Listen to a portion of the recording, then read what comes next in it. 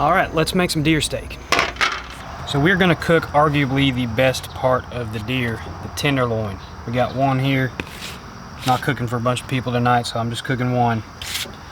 We'll keep the basic seasoning simple, salt and black pepper. Add a couple other things in the skillet. I also like to cook my steaks on the grill, but this is a pan searing video. This is how I pan sear steak, and honestly they're neck and neck in my book. You get the char and the smoke from a grill, or you get the herbs and the butter from the pan sear. It's hard to beat either way. So we're doing a pan sear on this tenderloin.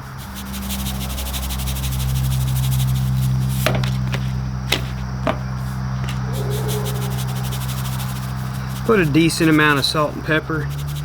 Don't want it overly salty, but you definitely don't want to under season it.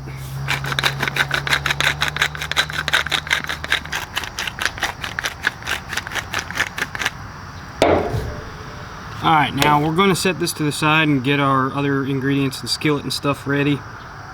That way we'll let the salt soak in just for a few minutes. We want it to soak into the meat at least a little bit, so you can let it sit for an hour or two if you really want it to soak in, but 5 to 10 minutes is better than nothing. Alright, next take your skillet.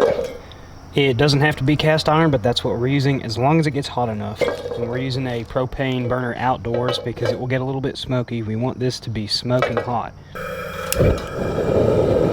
Let's turn it down a little bit. Okay, while our skillet's heating up, we're going to take some olive oil and coat this tenderloin on both sides. Let's give it a good even coating. Try not to rub the seasoning off, just pat the oil on there.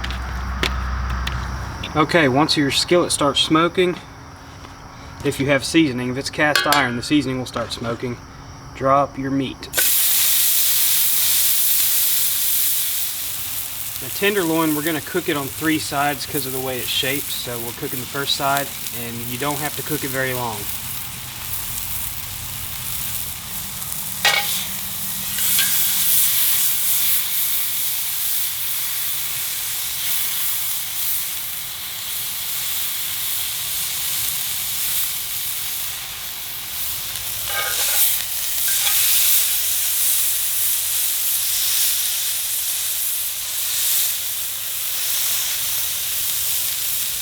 Now I'm shooting for medium rare.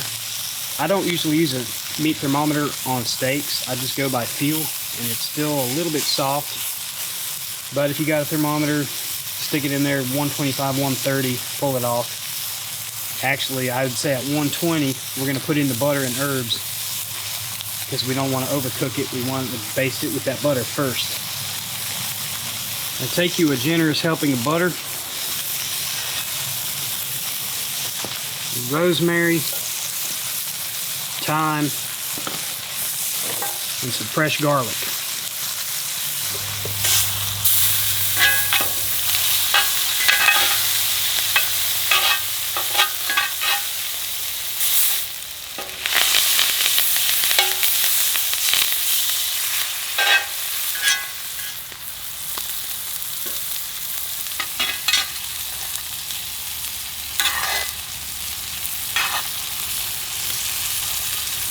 Spoon that herb butter over your steak.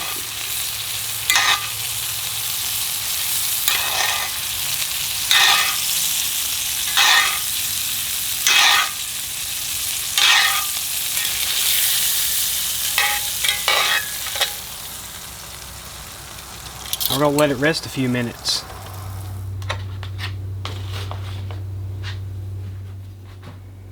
Alright, it's been resting for about 5-6 minutes, and we're going to cut it into slices, bite-sized slices.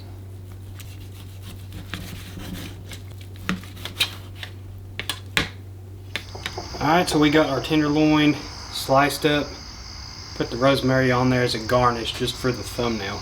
We don't want to eat that, but it's got the rosemary flavor infused from the butter, rosemary, thyme, a little garlic. It is melt in your mouth tender. There's a reason they call this the best cut of the deer.